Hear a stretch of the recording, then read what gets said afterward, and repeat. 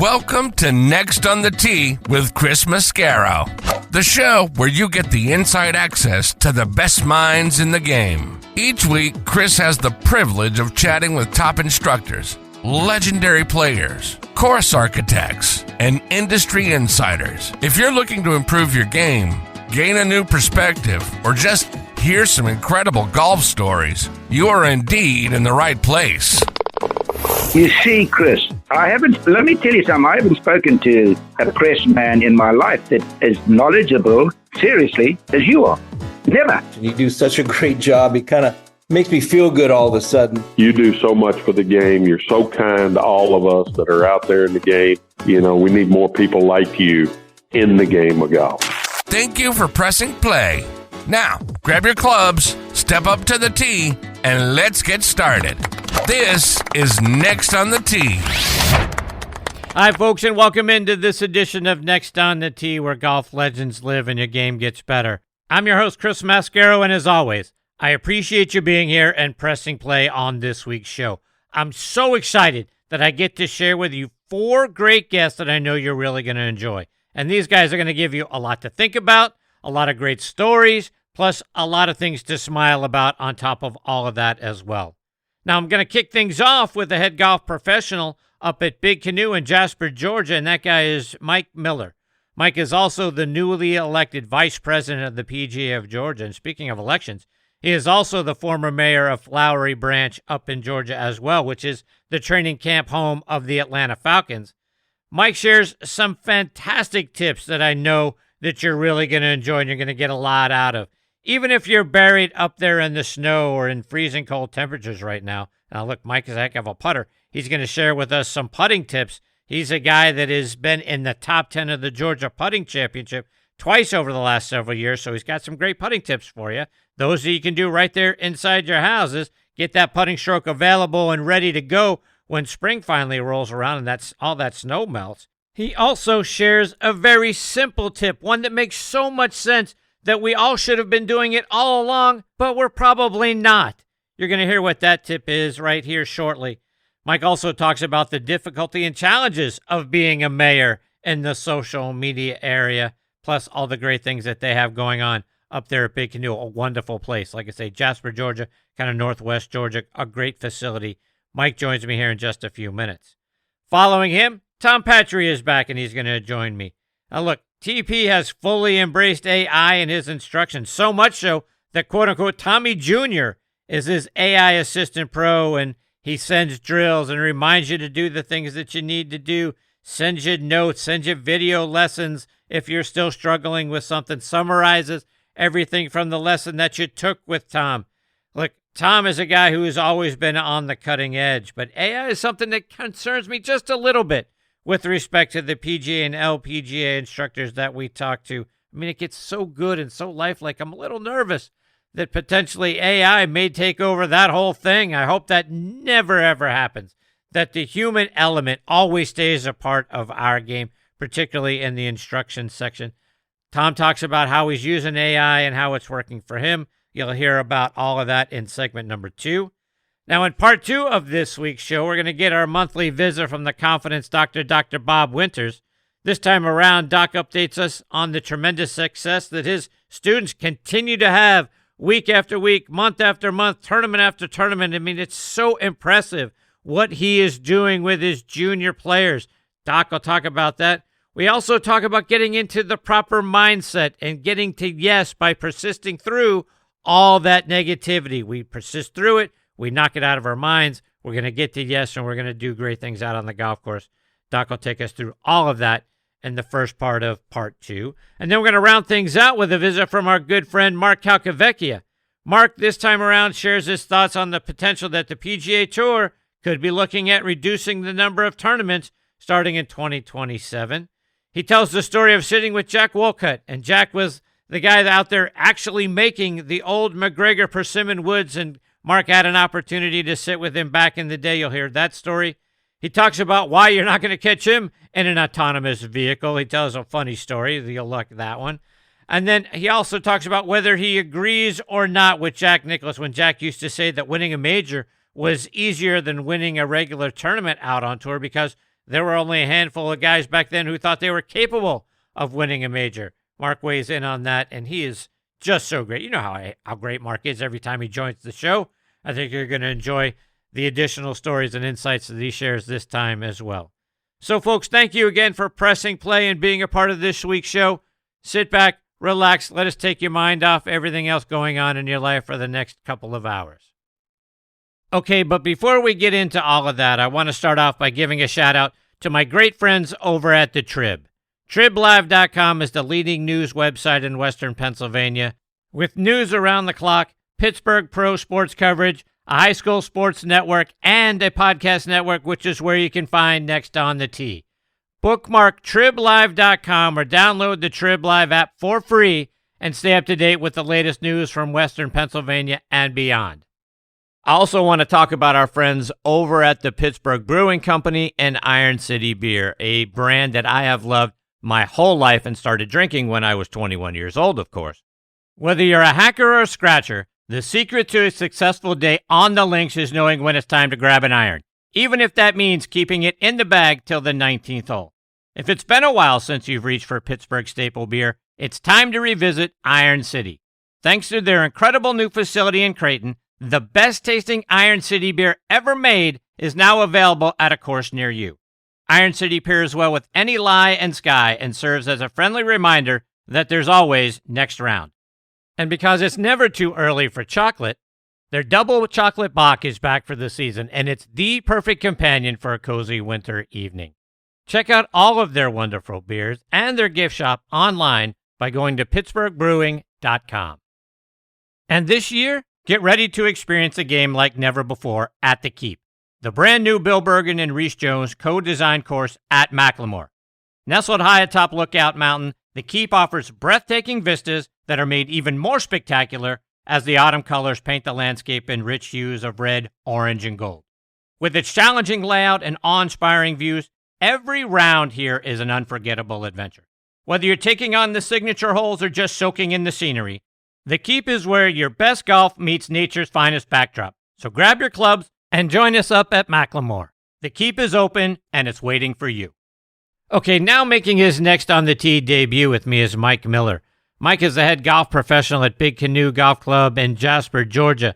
He's also been the assistant or head pro at places around Georgia like the Orchard Golf and Country Club in Clarksville, Legacy on Lake Lanier, and St. Marlowe Golf Course in Duluth, Georgia.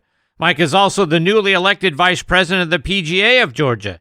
He's also very competitive in PGA tournaments around the state, which we'll get into here in just a moment. And I'm excited that I get to have him this week here on Next on the Tee. Happy New Year, Mike. Thanks for coming on the show.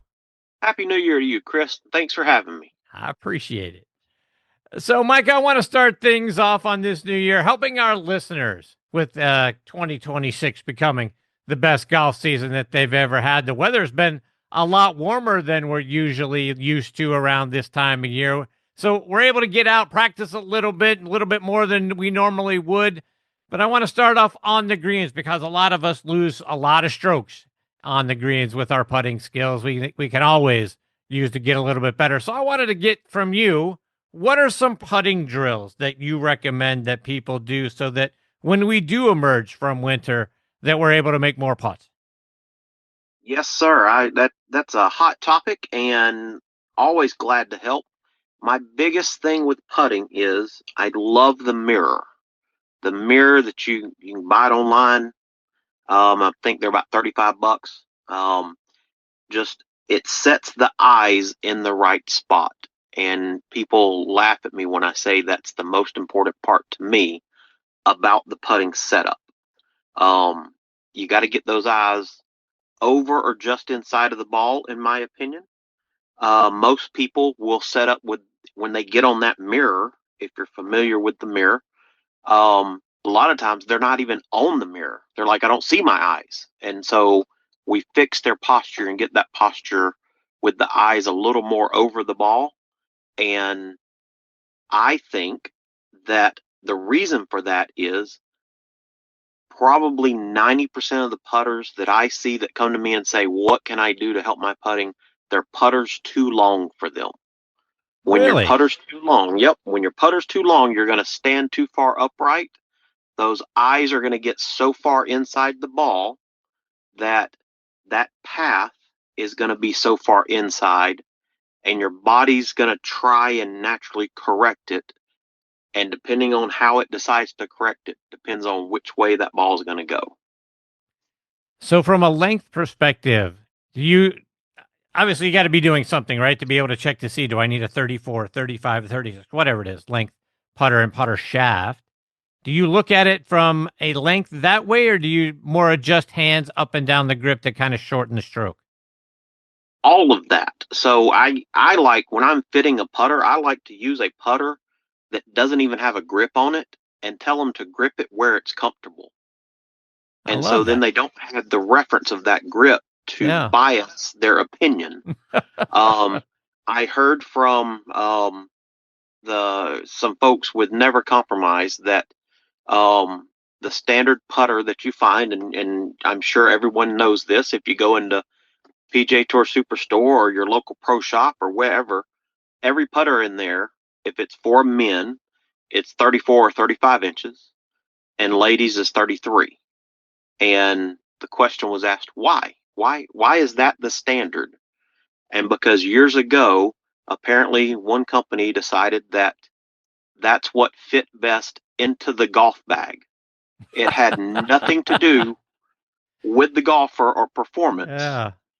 And so as you come around and get into these fitting and get people into a proper position for the putting stroke, and you take that grip off of there and let them just grip that ungripped shaft on the putter and tell them get in a comfortable position, almost every time it's shorter than they think it is, than it should be, or what they've used. Yeah, I love that idea. Mike, speaking of putting, staying on that topic, you've had some great success at the Georgia Putting Championships. You finished in the top 7 twice, finished third back in 2021, and a guy I took some lessons with here locally, Ted Ford, actually finished second that year. Shout out to both you and Ted. But talk about competing in that tournament and playing it there at the Bobby Jones Golf Club. Oh, yeah. Bobby Jones is a great facility, and I guess it'd be in Midtown Atlanta. They've got the putting green out there out front, and it's got some treacherous undulation, if you want to call it that. Fun time out there, and you better be able to read a putting green to do well on that putting course that they have out there.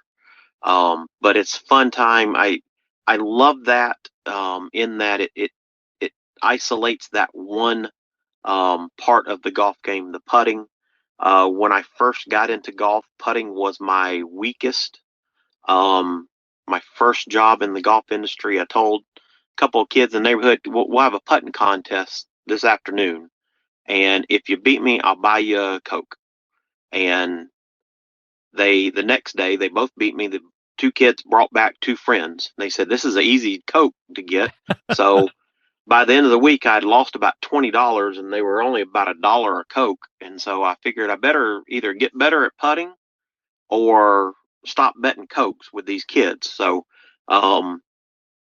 I figured out, went to the local guy that was the putting guru supposedly, and he took a look at me and told me to putt some, and he said, brother, you don't have a putting problem, you got a vision problem.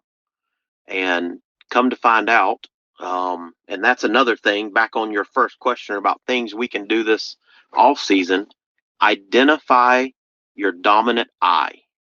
I had no clue what my dominant eye was.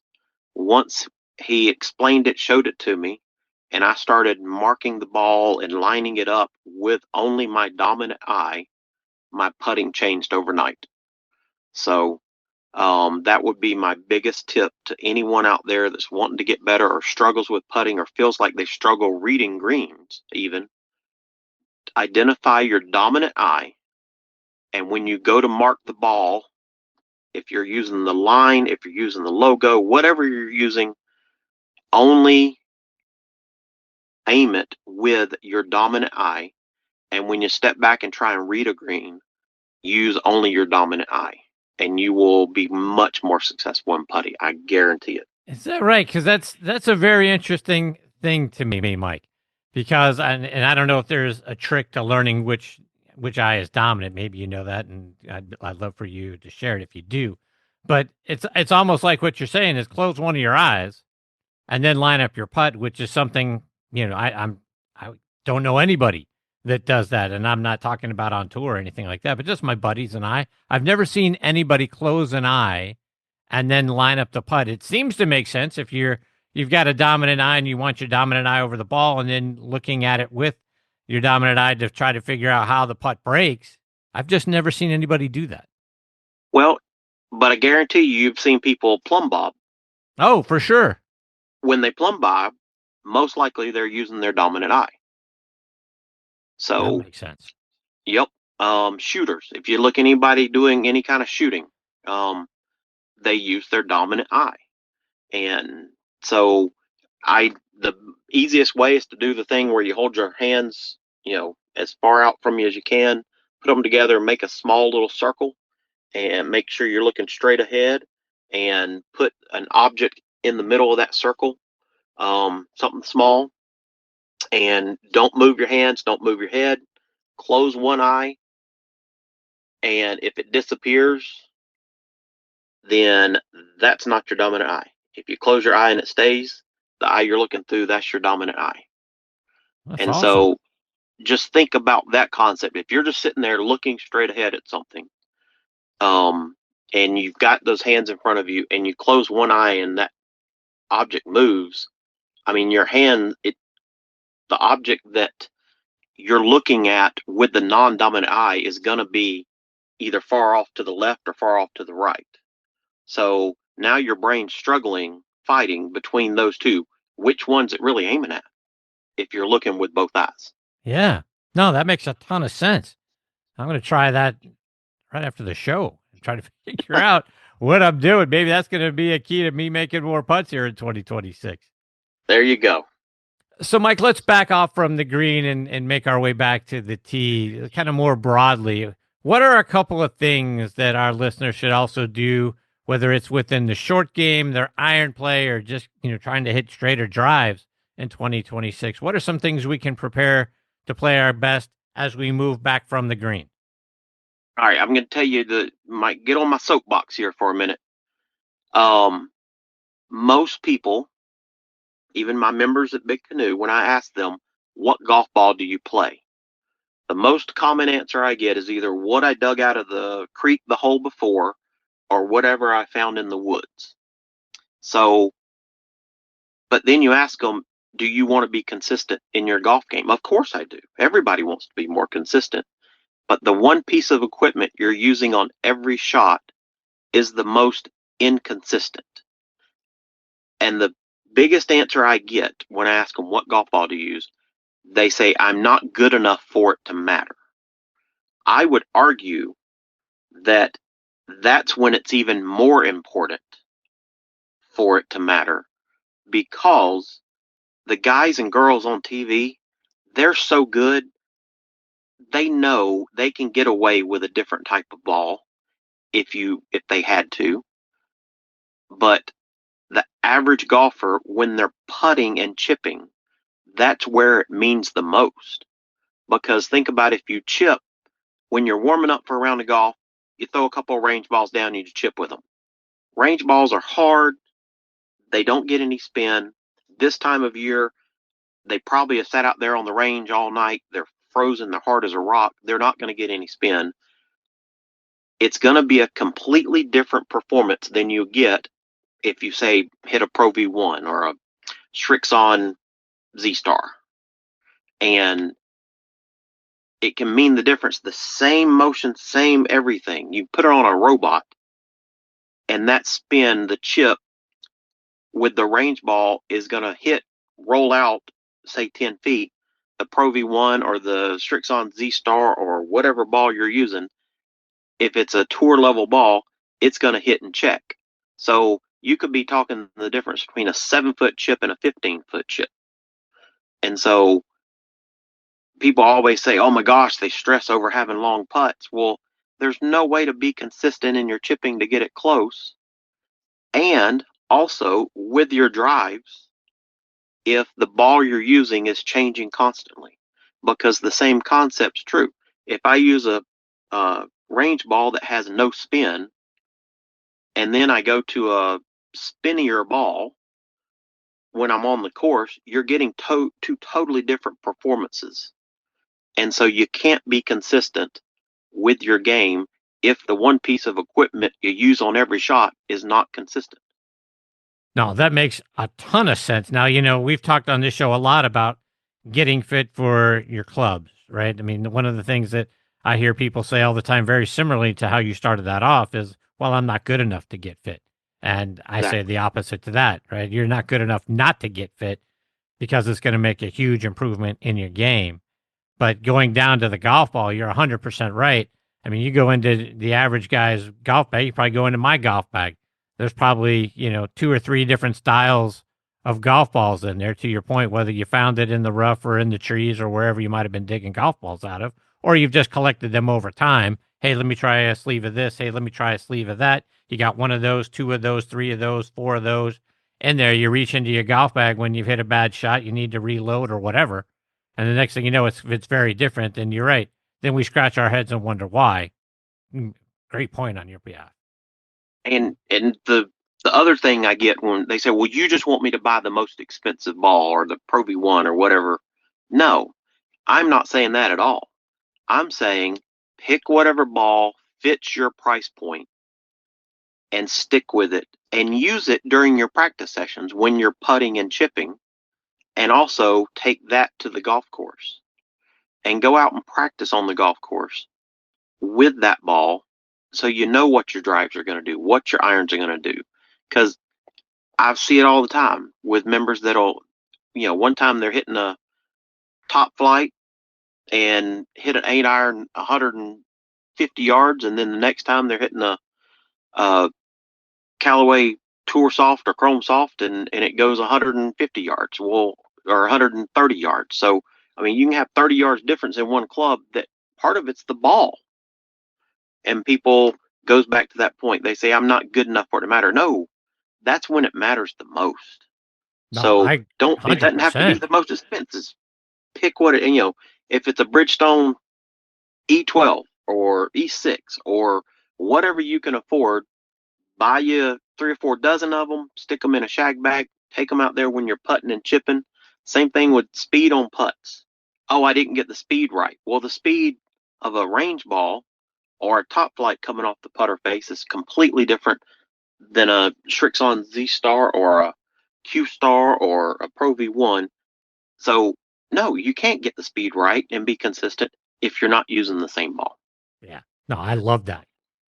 And Mike, like I mentioned in your intro, you're the head golf professional there at Big Canoe up there in Jasper, Georgia, which is a beautiful part of our state. Talk about Big Canoe and what you've got available there. Yes, we've got 27 holes of golf, 3 nines. And as you said, it is a beautiful part. It's like when you drive inside the gates. I tell people that I'm blessed to work there. And when you drive inside the gates, you can't be unhappy because it's like it's God's country. The total facility was founded in 1972 by Tom Cousins. You might know that name from the revitalization of East Lake. He was the big part of that. He passed away last year, and they honored him at the Tour Championship. And so he started the neighborhood up there as a mountain home getaway for some folks from Atlanta. And they had originally started with 2 9-hole courses. We currently call them Creek and Choctaw. And then they later added a third 9 called Cherokee. It goes over the mountain. And Creek runs around a couple lakes in there. You got views of lakes, several shots over lakes. Choctaw kind of sits down in the valley. And then you've got Cherokee that goes over the mountain. And so most of our guests want to play Cherokee because it's got some scenic views. Hole number 2 on Cherokee has about a 200-foot drop from tee box down to fairway. And then same thing with Cherokee 9 coming back on the other side, coming back down to the clubhouse. You got about a 200-foot drop from the tee box down to the green on Cherokee 9 there. And Creek and Choctaw, the original 18, I would call that our championship course. Both of those have been redone, renovated by Bill Bergen, and the last creek was 2021. Choctaw, we reopened last April 1st. Bill Bergen did a great job on the renovations and updates of those. And he's got a vested interest because his parents actually live in there. So he's got instant feedback, I think, every time his dad plays golf. I think he gets a phone call if his dad doesn't play well or has a bad hole. I think he gets a phone call or a text message about it. So it's a great place up there. It's a hidden jewel, I tell people. And like you said, it's a beautiful part of the country. We've got deer, turkey, bear, black bears in there. And so wildlife, it's just a great place. Billy's a great friend of the show. He's been on many times, and we've talked an awful lot about his renovation projects. Last year, we did talk a little bit about what he's done up there at Big Canoe. Did you get to spend some time with Bill as he was going through the redesign? We did, and it was funny because when I was first started up there in 2021, they were in the middle of the creek redesign, and the first time I met Bill, we went out to one of the holes, and the superintendent, Lydell Mack, at the time, he was with us, and the three of us stand there looking at one hole. Bill's talking about the playability of the hole and how he wants that shaped, and the superintendent's talking about, I'm not sure how we're going to maintain the hill there and the hillside and cutting the grass. And the golf operator perspective, I was sitting there thinking, how are we going to get carts all around the backside? We're going to have a retaining wall or some kind of fencing or something to keep carts from going off the back there. So it was just a unique perspective to see three different people thinking three different things about the same exact picture or hole you're standing there looking at, just because of the lane they're in, if you will, in the golf industry. One from the caring for it, one for getting the golfers around and the challenge of how it plays, and one for the safety of the golfers actually navigating through and what pace of play is going to be like. Mike, just a couple more before I let you go. And also in your intro, I talked about your newly elected vice president of the Georgia PGA. Talk about the teaching programs that you guys have available through that Georgia PGA. Well, I would say the biggest thing that most impactful thing we do with the Georgia PGA and PGA of America is the HOPE program, helping our patriots everywhere.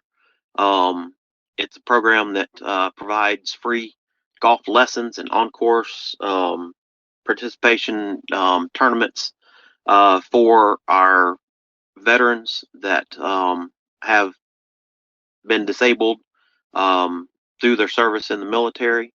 And it's impactful when you start hearing the stories, and you hear stories of veterans saying, I had a chance this morning, I woke up and thought I could either shoot myself and put myself out of my misery or go to this stupid golf class. And I went to the stupid golf class and it saved my life. And that's the only thing I want to do now. And so, if nothing else, with the PGA of America, we do nothing else, helping those folks that protected our country. That's probably the best thing going with the PGA of America and the Georgia PGA. And thank for all those that are running those programs here in the state of Georgia and across the United States. Yeah, it's fantastic. Kudos to you guys for what you're doing for our military veterans. And you're not exaggerating when you say that there are a lot of people out there whose lives golf saved thanks to the programs that you've put together. So kudos to you. Thank you. Mike, we talked about this a little bit in our email conversation back and forth leading up to the show, but you are also the mayor of the city of Flowery Branch. And that's the training camp home of the Atlanta Falcons. A couple of things I wanted to ask you about that experience. But first of all, what was it like being the mayor of a town for several years? Well, it's one of those that when I first got into it, I had a friend. He was actually, when I was my previous life, I was a public school teacher and band director, and he was a band parent, and he was serving in our state senate. And he said, "What are you getting into with local politics?" And I was like, "What, are you kidding me? You're in the state senate. That's got to be way more stressful." And he said, "Nope, not by a long shot." And he said, "One out of every 50 votes I take or give or vote affects my constituents in my district. Every vote, everything you do affects everybody in your city. And those are the people you're going to see at the funeral home, at the grocery store, at church, at Chick-fil-A, anywhere you go, you're going to see them every day. So it was one of those that put it into perspective. But it's also probably one of the most rewarding things I've ever done in my life, because the real reason I got into it was I grew up in a city, Columbus, Georgia, that crime is pretty high there. And I didn't want to live there. I didn't want to raise my family there. And so when I was asked, why do you want to be mayor of the city of Flowery Branch? Short answer, because I want it to be a city that's safe, where my kids want to grow up and come back and raise their kids. And during my time in office, we a couple of times were voted the #1 safest small city in the state of Georgia, and I think we were #3 of all cities in the state of Georgia on the safest record. So we accomplished that, and it's a labor of love. The salary for it was a whopping $6,000 a year. And so through the years, we dealt with some, when I first got elected, we were just coming out of the real estate collapse of 2008. I served for 12 years as mayor. We went through COVID. And so through handling all those things, at the end of it, I was sitting at a council meeting, and my boys were currently 17 and 18 back then. I forget exactly how old they were, but I was at one meeting, a lady was yelling at us about an apartment complex that wasn't even in the city of Flowery Branch. And I had one son that was at a track meet participating, one that was at a baseball game, and I was missing both of them for this lady to yell at us. And I leaned over to the mayor pro tem. I said, "You're the first to know I will not be running for re-election this fall." Yeah, because I was missing too much of my boys' times, and you can't get that part of life back. So, well, I certainly can understand that, and kudos to you for going through all of that. I mean, one of the things that I think about is in this social media era where people can hide behind anonymous profiles. Now, this lady was yelling at you right there live and in front of you. But a lot of times on social media, particularly on Twitter, which can be a cesspool of negativity at times, it's got to be challenging to be a mayor, because you can't make everybody happy. And people can come at you, like I say, and hide behind a fake profile, say anything they want, won't put their name to it, which makes it even worse. I can't stand when people go off on social media and it's, Yahoo 75436, is their profile name. And you got to put your name behind it. If you're going to go off and say something, you should put your name behind it. But I got to imagine in this era, you got an awful lot of things in that negativity world where people are saying stuff that, they won't stand by. It's got to be tough hearing that kind of thing all the time. yes, and I tell people that at the end of the day, it was my primary reason was I was missing my son's events, but secondary was probably social media made that last year or so. It was just, excuse the language, but it was just made it hell, because you got people coming at you. And if I owned everything that they said I was getting under the table, I would be rich, and I'd have 4 houses on Lake Lanier, and I would have 3 or 4 exotic cars. And none of it was true at the time. I was driving a 2008 Honda Accord with 120,000 miles on it. And when they start coming to meetings and videotaping and then splicing it to make it look like you said something that you didn't, or things happened in orders that they did not, it's like, at that point, that's when I was like, I'm crying uncle, I'm out. At that point, I was 47 years old. I had served 12 years, so more than a quarter of my life was given to public service. And I don't believe in, I believe in term limits. I don't believe in, lifelong politicians. So it was just the time for me to hang it up, retire. And I'm thankful for the time. I'm blessed to have the time, the connections that I made through that. I loved serving, but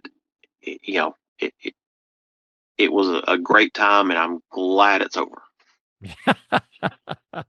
Yeah, that's a shame. It's a shame that it works out that way. And I hate that that's kind of ingrained now in our society. And someone's always going to come at you on social media. I just think that that's ridiculous. I hate that Twitter can be a cesspool of that stuff. It just, yeah, that just bothers me. So kudos to Absolutely. you for putting up with it for as long as you did. Yep. Mike, before I let you go, let our listeners know, how can they stay up to date with all the great things that you're out there doing at Big Canoe, whether they're following you online or they're doing it on social media? Well, I do actually have social media personally. I believe it's at Mike Miller Time on Instagram and Twitter. And then there's several Big Canoe Facebook pages where you can kind of keep up with events going on. We are a private golf club, private golf community, but there are a lot of homes in there that are on the VRBO market. And we have lots of golf groups come up, guys groups, ladies groups come up and rent houses. And if you're renting a house in the neighborhood there, you can play the golf courses. And so we'd love to have you. And if anybody has any further questions, they can reach out to me on Instagram, on DM or Twitter. We'd love to help you. And if you have any questions on anything I can help with on the golf side of things, or you've got further questions about the putting or the golf ball, happy to have those discussions. Love talking golf. It's about a third career for me, but like the old saying is, if you do something you love, it's not work. And that's how I feel about my golf career. That's fantastic. Mike, you're awesome, my friend. I can't thank you enough for taking time out of your day to come and be a part of the show. I hope we get this privilege of catching up with you again soon. Yes, sir. Let me know if you're in Georgia. We'll get you out Big Canoe and play. I appreciate it. Take care, Mike. All the best to you and your family. We'll catch up soon. That is Mike Miller, folks. Again, at Mike Miller Time on Twitter and Instagram. I love that stuff early on and throughout the conversation, right? The putter too long, right? I love the idea that he gets you in there and put your hands on the shaft. Let's see, if you got the right size putter or not. What's the right one for you, right? That's a great innovative idea. Dominant eye. I'm going to try that when the show is over, right? Trying to figure out which one is the dominant eye and go from there, right? Start lining up putts with that eye. Hopefully that helps make them a lot more putts for me in 2026. So kudos to Mike for those tips. And then, right, the golf ball. Right? How often do we do exactly what Mike talked about? And you got several different brands and styles, maybe multiple styles of the same brand, but it's not a Pro V1. It's not a TaylorMade. It's not a Callaway, with this or that, right? You got multiple different brands of that ball, right? Sometimes you got the soft one. Sometimes you got the harder one. You reach into the bag, you put it down. All of a sudden, now your game's a little off, and you're scratching your head like, how did that happen? Why did it go that far? Why didn't it stop and check like it usually does? Right? That makes a ton of sense. Let's make sure we have the same golf ball, the same style of golf ball in your bag, and I think that that's huge. I mean, that's going to take a couple of strokes off your game right there. You find the dominant eye, suddenly start making 2-3 more putts around. The next thing you know, you go from shooting 85 to breaking 80. You go from 95 to breaking 90, whatever it is, right? Great stuff from Mike. I can't thank him enough. I really look forward to having him back on the show, I hope, a little bit later on in the year. Okay, coming up next is our resident director of instruction, Tom Patry. Before Tom wreaks havoc on the show, I want to remind you about our friends over at On Point Golf and their out-of-this-world On Point golf ball marker. And if you don't have one, folks, you really need to go check it out at onpointgolf.us. Get the #1 ball marker in the game of golf. On Point is the only 3-dimensional ball marker out there with alignment technology and a removable coin that is approved to use according to the rules of golf. As you know, putting is all about line and pace. Mark your ball with On Point, engage with your 3-dimensional ball marker, and have more confidence in your line. Execute the putt, and you're going to lower your scores. Do what the likes of Jim Furyk, PGA professionals, and amateurs alike are doing now. They use the #1 ball marker in golf, and they lower their scores. You know Ken Duke and Thongchai JD. They won for the first time on the PGA Tour in 2023, and they were using an on-point ball marker. Get yours at onpointgolf.us and make more putts. And oh, by the way, You can also customize the removable coin for any club, event, or corporate outing. They make really great tee gifts and custom products. That's also going to help lower your score. I use On Point ball markers. Mine is black and gold, 3D black golf ball with a gold line down the middle to help me line up my putts. It's like having a 15th club in my bag. It's helped my game. Why wouldn't you let it help yours? Again, onpointgolf.us. See what I'm talking about. Order yours today. And folks, if you haven't tried 2 Under yet, you really need to. Why? Well, from the first tee to the clubhouse, 2 Under's Joey Patch is going to keep you comfortable and locked in all round or all day. Build your own bundle by going online to 2under.com. That's the number 2, UNDR.com, and you're going to save 20%. And are you tired of boring golf clothes? Well, Sunday Swagger's changing the game with premium performance apparel that delivers the look and feel of $100 polos for much, much less, while never sacrificing style for comfort.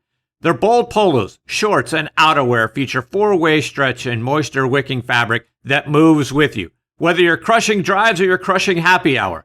With over 300 unique designs and vibrant colors ranging from the bestsellers like Jawbreaker to exclusive collaborations like Guinness, Sunday Swagger offers something for everybody. And their matching prints for couples, families, and children are flying off the shelves. You might even recognize some Sunday Swagger designs in popular Hollywood movies and TV shows like Happy Gilmore 2. How about that? Sunday Swagger is guaranteed to turn heads and spark conversation. Visit sundayswagger.com and join the Sunday Club for exclusive drops and member benefits. Sunday Swagger. It's your swagger. Embrace it. Own it. Now back in Next on the Tee with me is our resident director of instruction, Tom Patry. As you guys know, Tom is down at Twin Eagles Golf Club in Naples, Florida. You can also find him online at tompatry.com and on Instagram at TomPatryGolf and at TPatryGolf. Be sure to subscribe. You hear me talk about this all the time to that YouTube channel because there are so many free golf tips and lessons available for you on there. All, again, completely free, folks. You might as well go out there and subscribe to it, but you do yourself a favor. It's going to help you play your best golf in 2026. And it's my honor that the Golf Magazine Top 100 Alumni Instructor is back with me again this week here on Next on the Tee. Hey, TP, how are you, my friend?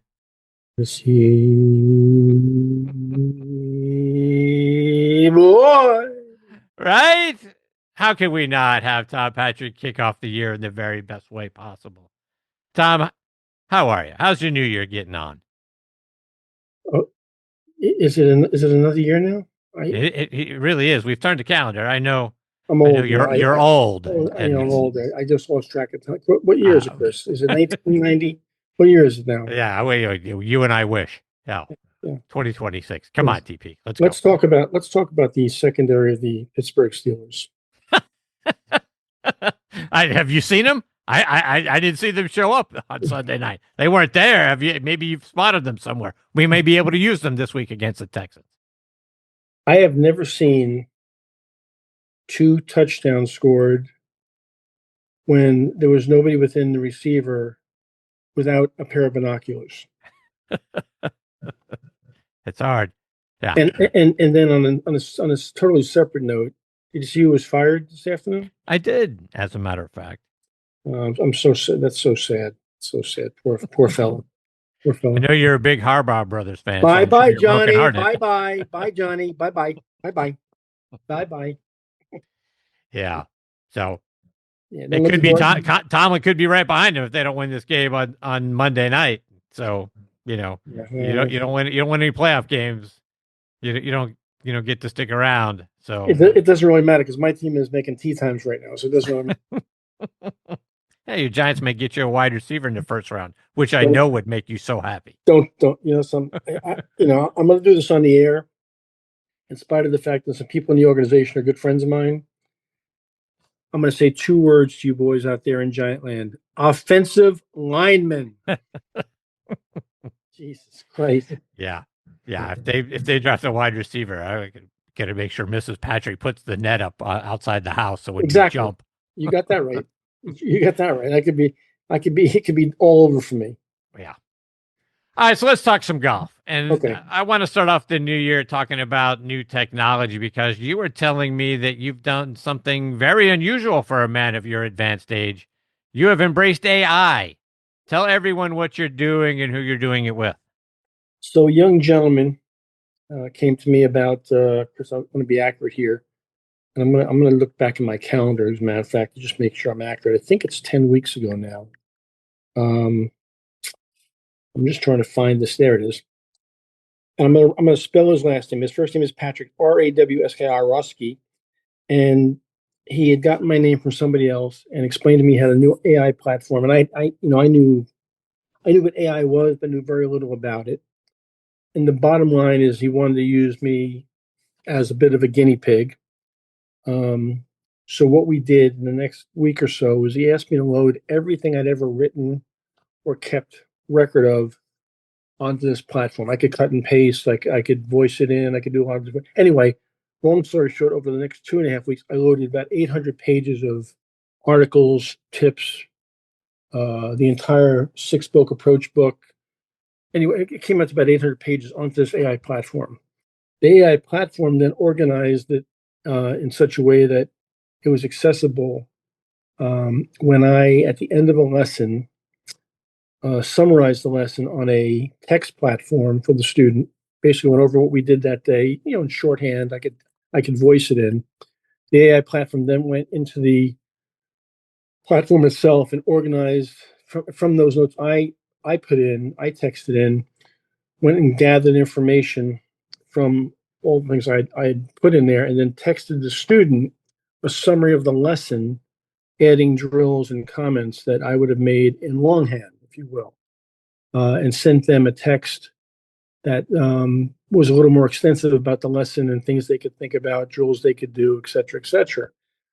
And then, if they don't delete the text feed, which they shouldn't, at any point in time, they can go back in on a totally different topic if they wanted to. Say for 3 days from now, Chris, you took a lesson, but 3 days from now, you're working on something else. Maybe you're working on your putting or a bunker play or chipping or something, and you had a comment about bunker play. You said, can you give me some notes on bunker play? Give me some thoughts on bunker play. You would get a text back about my thoughts on what you should think about in bunker play.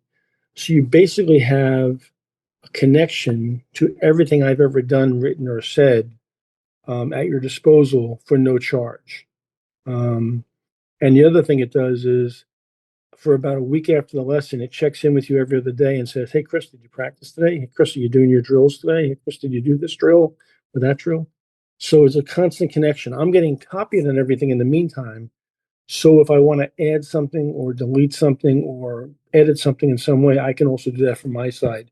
So it's a total connective product between the teacher and the student, and a total depth of information that they can get anything they want by just typing in a text message and a comment or a question. So even things that we haven't worked on yet. So in other words, to your Correct. point about bunker play, That's correct. if I started a lesson with Tom Patry today and we were just kind of going over swing and stuff like that, and now I go to practice, but I haven't talked to you yet about bunker play. But hey, while I'm out here, I want to practice some bunker shots. So now I can tap into your teaching methods, the things that you have available about bunker play. Absolutely. So let's say you took a lesson today, Chris, just to be clear, and we worked on your takeaway, and the whole lesson was about your takeaway. And you're going to get all the notes and comments and drills concerning what we did that day.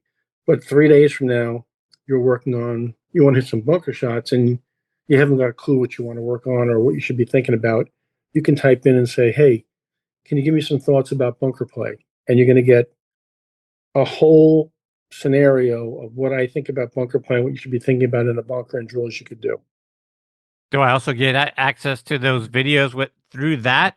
I mean, you've got over 300 playing lessons, right? We talk about it all the time. There's no video content yet. Right now we're working on two things. We're actually, I don't know if you've seen it or not. Have you seen Tommy Jr. yet? Yes, as a so Tommy Jr. is still being developed. He's a little bobblehead of me, and he is quite snarky. He's got that Brooklyn accent. He's a little snarky, and he's just being developed still. We're taking him on and off depending on how he comes through. We haven't really kind of perfected Tommy Jr. yet, but we're working on him, and he'll be on there too to talk to you. And then there will eventually be at the bottom of each lesson that you get, the synopsis of the lesson you get, there will be a video link that pertains to the lesson that's pulled off my YouTube channel that you can play as well. That is not available yet, which should be available, I would think, by February 1st. There'll be a connection at the end of each lesson. After you've read your notes, there'll be a link that you tap on and goes to a video. Yes. Wow. Yeah, pretty cool. It is pretty cool. I guess, as you project out with AI, right? I mean, right now it's your assistant pro, but I've also started to see some things, and I imagine you and I are going to see some things in a couple of weeks when we're at the PGA merchandise show. But I think AI is coming for your job, right? I think AI is going to say, hey, Tommy boy, I don't need you anymore. Here it is. Except that here's the only thing I'll disagree with you on, Chris. The average amateur player isn't skilled enough to interpret things correctly or read between the lines or interact and go back and forth on the finite things that have to be done in a golf lesson. So if I know you personally, and I know your golf swing personally, I know the idiosyncrasies of your habits and where you fall short. AI doesn't know that about you. AI just knows standard block information that's loaded into a platform. So, for example, I've seen this AI system with me work beautifully, but I've seen some things come through where it didn't say exactly what I wanted to say. The information was fine. It was good. It was good, solid information, but it wasn't exactly perfectly tailored to Chris. It missed a couple of nuances. So what I do is I go back in and I edit the feed and then republish the feed, kind of correcting my AI partner, saying, I'd rather you said it this way. I have the ability, when I get my copy, to give it a thumbs up and a thumbs down. The student, so you're teaching it essentially, right? Right. The student doesn't see this. I give it a thumbs down. The AI then says to me, what did I miss? And I type in what you missed. So now I've educated it, and it goes back and it resends you the entire notes again, rewritten again, and says something to the effect of, here's a little deeper here's a deeper response to what I said to you earlier. Yeah. So I feel like you're teaching it, and eventually, right, and the 2.0 version, 3.0 version, whatever. I mean, AI is taking over everything anyway. We're all going to be, out of jobs here in 5 years anyhow. Yeah. So it's just, I think it's, eventually it's just going to learn. It's going to learn Tom Patrick. It's going to learn your style. It's going to learn what you want. You're educating it. It's going to learn. And eventually it's going to become Tom Patrick. But nothing can replace my wonderful personality. Well, that goes without saying. I mean, exactly. That's worth the price of admission on itself. Exactly. So you can't replace that. Of course not. Yeah. All right. So one of the other things, Tom, that, I ask myself typically at the first part of a new season, a new year is, what do our listeners need to hear from us? But, as I really started to think through that, they don't need to hear anything from me. They need to hear things from you. What do you think our listeners need to hear, need to learn as they kick off the 2026 season and as we look ahead to spring and that sort of thing when we can really get out there? But what are some things that you think the average golfer that wants to get better in 2026 needs to hear? I just don't think in 2026, as much as we've preached this, Chris, and I'm going to give you two things. I still think that they bypass or think they can bypass some really important basic fundamentals, how they grip the club, their pre-shot routine, aim and alignment, their ball position, their posture and proximity, anything to do with the setup. They think, my setup's pretty good. My grip's okay. And, I had, this, I was on a podcast a few weeks ago with Mark Immelman, who you know, and he asked me what percentage of people walking through the door for take a lesson as recreational players grip the club correctly in their left hand. And I said 0%. Nobody walking through the door puts their left hand on the club correctly, with the exception of my advanced college player, my mini tour player, or my tour player. Nobody. So Wow, right really? away, Nobody. zero. I have not seen an amateur walk through my door I'll just use my last 3 years at Twin Eagles. There was a recreational player had their left hand on the club correctly. How's Wow. that? Yeah. Think about that. That's mind-boggling to me. So right away, if you don't put the club in your hands correctly, you don't have total control or consistent control of the club face. And the club face is king and path is queen. So without club face control, you have a problem. You have a real problem. So that's number one. Just basic. Do you do things fundamentally sound in your setup condition? And then number two is nobody has a plan. They just kind of, yeah, I'm going to go to the range, hit some balls. I might hit some putts tomorrow, or maybe on Thursday I'll hit a couple bunker shots. And there's no plan. There's no real laid out schedule. And I'm down here in paradise, right? I mean, probably 85% of the people that I teach and coach are retired or so successful that they can control their own schedule. So they have the ability in let's call it a 5-day golf work week. I'm just doing a 5-day golf work week. They have the ability to kind of lay out a schedule if they wanted that would get them into a more consistent flow of development. So I say to people all the time, how many times a week do you play golf? Well, I play golf 3 or 4 times a week. How many times a week do you practice golf? And they kind of go, well, I warm up. I go, well, no, warm up is not practice. Warm up is warm up. How many times do you go to the range and have a plan that you execute in a practice session? Well, I don't really do that. I go, well, we have a problem. Houston, we have a problem, So they said, what should I do? I said, I sit down with them and we lay out a practice plan and a play plan. Listen, I say to them, listen, I'm never trying to keep you off the golf course. I love the fact you play a lot of golf. I love the fact you get on the golf course.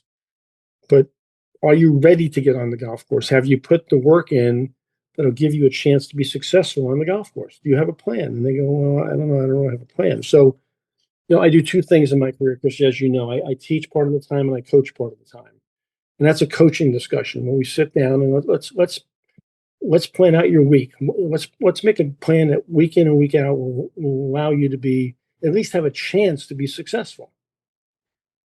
So, Tom, let's take a little different bent to it, because a plan and what are we going to do and how are we going to execute and all that sort of stuff. I mean, I think we talked a little bit about this heading into the holiday season. But when you go into the holiday season, people start for the golf enthusiasts in my life, hey, let me get them a new driver. Hey, I want to get them a new putter. Hey, I want to get, and all that sort of stuff.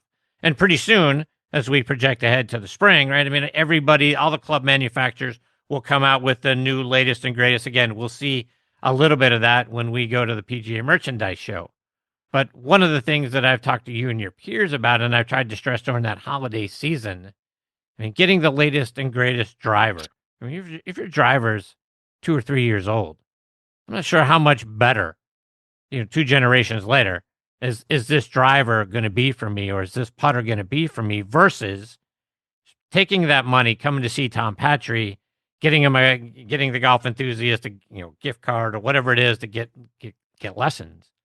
I mean, what do you say to the person that is out there chomping at the bit when we'll see them at the PGA merchandise show? Hey, that's a nice driver, but how much have you spent on your golf with an instructor? How much money have you spent, to your point, at the range? Talk about, if we're going to have a finite amount of money to invest in my golf game this year, where should I put that money? With an instructor or the newest whatever it is? I think, Chris, and I appreciate where you're going with this, because that's only going to help me. But I think, to be fair and be totally honest, it depends on the individual. I have people that walk through the door that, listen, have plenty of do-re-mi. There's no budget problems. And I look in their golf bag and there are antiques in the bag. I mean, antiques, like Peeps. Like they got an Edsel and they should have a Ferrari. I mean, it's just not even close. Yeah. So if that's the situation, we have to address that. That has to be addressed. I mean, and I'm talking. Let's be fair. I'm talking about people who can put the club on the ball, can make contact, are reasonable players. Maybe they're, let's call them in their teens. 19, 18, 17, 16, 15 handicap. They can hit shots. They can make contact, but they've got absolute antiques. And during a lesson, I'll grab a couple of clubs off my shaft wall in the learning center, Twin Eagles, and let's just use a driver for example. We've got a driver that's 6 or 7 generations old. Now, keep in mind when they may or may have gotten that club fitted 7 years ago, they were 7 years younger. Okay, their body was probably in a different condition from a strength and flexibility standpoint, and they're playing with a shaft that's probably a little too stiff and a little too heavy for them. Maybe they don't have enough loft in the driver. Any of these are possible. So I put something in their hand, just grabbing something, not as a fitting, just as based on my experience, some little guesswork. I put something together, I put it in their hands, I have TrackMan running, and all of a sudden their carry number goes up, 16 yards or 17, which is substantial, right? Yeah. And they go, what's this? Boy, this feels good. This feels different. Well, yeah, well, that's because it is different. I said, you know what? That was just a little bit of a guess. That was not a fitting. That was just a little guess I made based on some experience. We might want to just schedule a couple hours to come in here and hit some shots and try some different things in an actual fitting scenario. So that's one possibility. And then to your comment, I have a guy that walks in that, his equipment is pretty good. It's maybe a generation old. It's fine.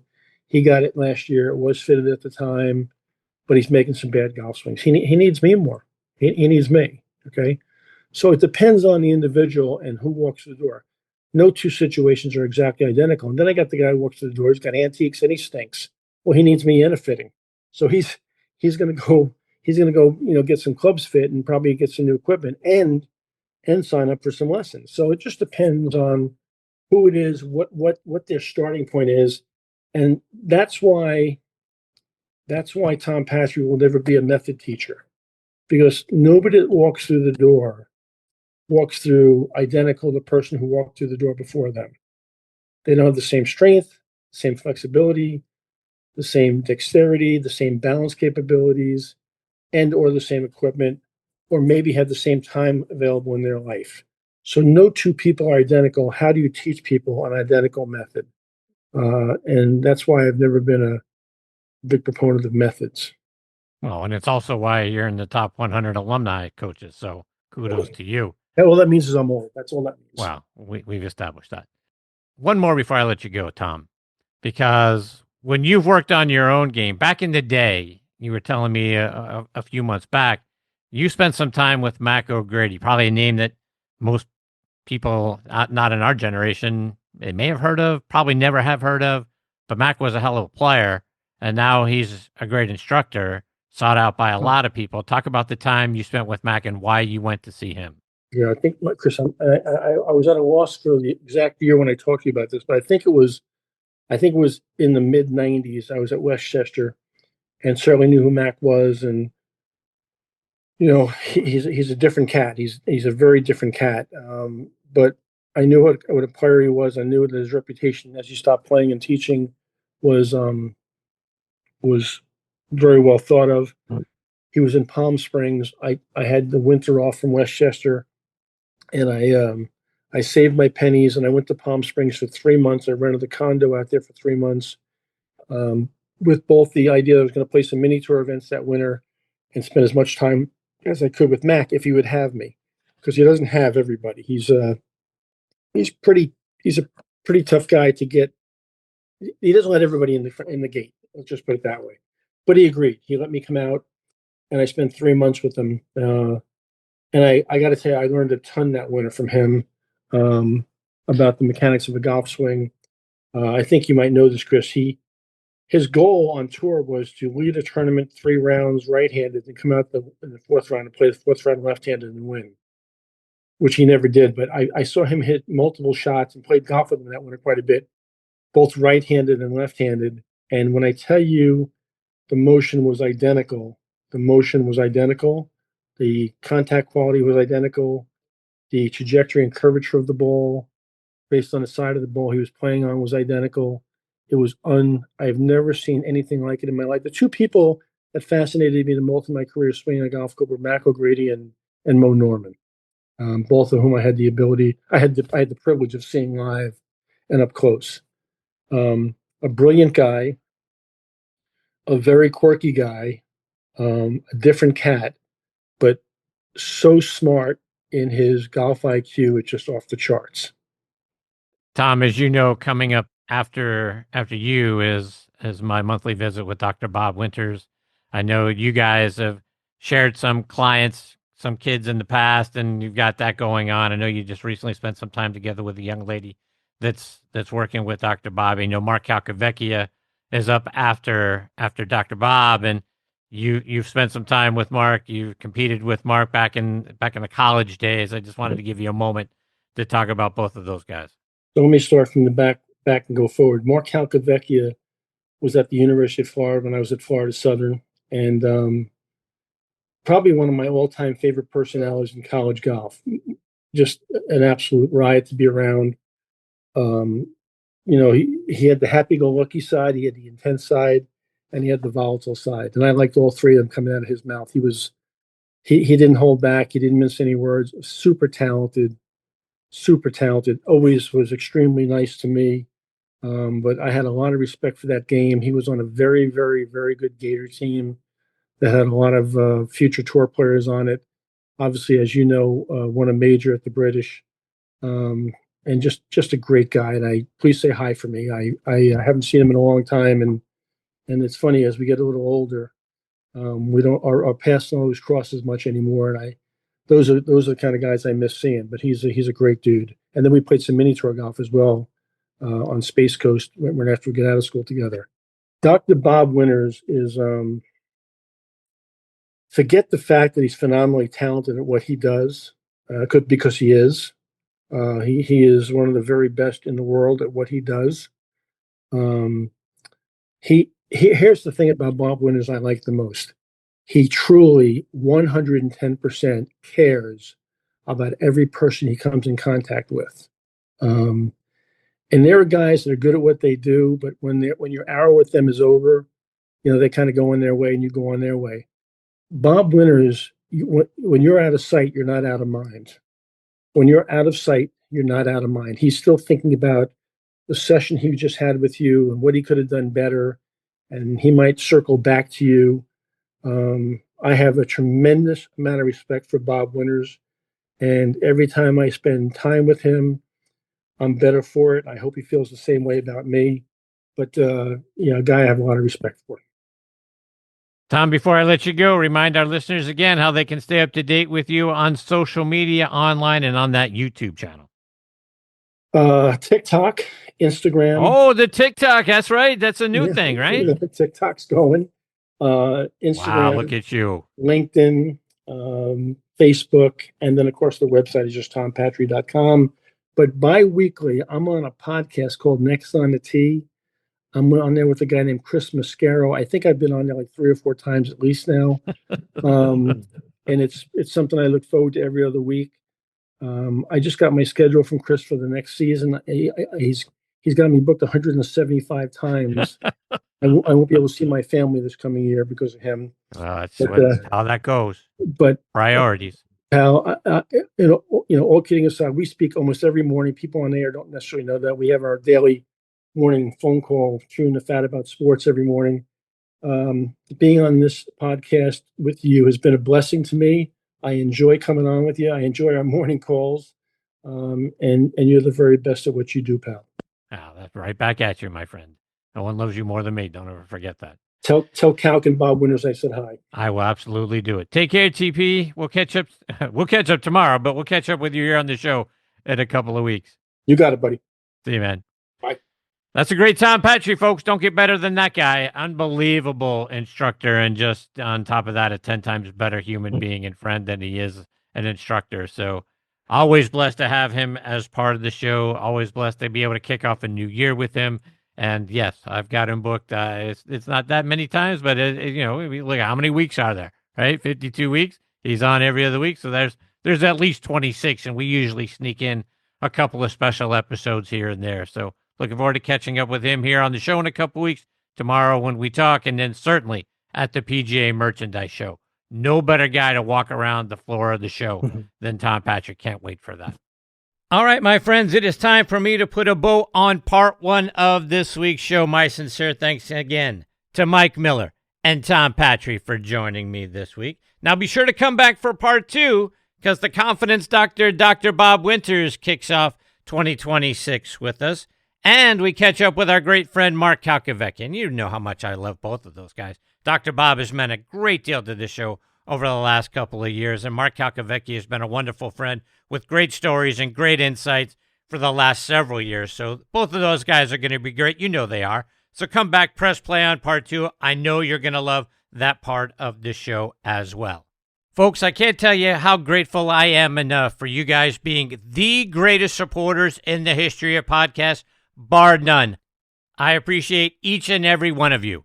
Until next time, hit 'em straight, my friends.